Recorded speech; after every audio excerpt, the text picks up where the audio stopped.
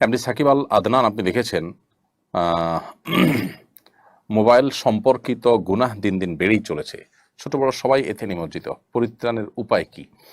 Mobile সম্পর্কিত যে গুনাহ, মোবাইল সংশ্লিষ্ট গুনাহ এবং অপরাধগুলো, এগুলো যে বেড়ে চলেছে, এগুলো থেকে আত্মরক্ষার জন্য সবচেয়ে বড় যে করণীয় সেটি হলো যে আমরা স- উম, আহ, মোবাইল ফোনের যে ক্ষতি আছে, এর আসক্তির যে ব্যাপার আছে, সেটা থেকে বেঁচে থাকার জন্য বিভিন্ন রকমের শর্ট কোর্স আছে, বিভিন্ন রকমের কাউন্সেলিং প্রোগ্রাম রয়েছে, এর ক্ষতিকর দিকগুলো রয়েছে। গত কদিন আগে আমাদের একজন সংসদ সদস্য, তিনি পেশায় একজন ডাক্তার, অন্য ধর্মাবলম্বী, তিনি সংসদে দাঁড়িয়ে মোবাইল এর আবিষ্কারক, সোশ্যাল মিডিয়ার প্রতিষ্ঠাতা, তাদের অনেকের এবং গুরুত্বপূর্ণ ব্যক্তিদের উক্তি তারা উল্লেখ করেছেন যে যারা এই আসক্তির আইটেমগুলো তৈরি করছেন, তারা নিজেদের পরিবারকে, নিজেদেরকে তারা সেগুলো থেকে বাঁচিয়ে রাখছেন এবং তারা বলছেন সেটা প্রকাশ্যে।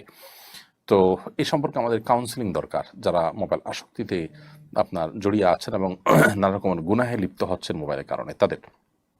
এর বাইরে মোবাইল গুণা থেকে, মোবাইল সংশ্লিষ্ট গুণা থেকে যদি কেউ বাঁচতে না পারেন, প্রয়োজনে তিনি স্মার্টফোন ছেড়ে বাটন ফোনে চলে যাবেন একটা সময়ের জন্য, অন্তত 2-4 মাস 6 মাস সময়ের জন্য হলেও তার উচিত এই পর্যায়ে চলে যাওয়া।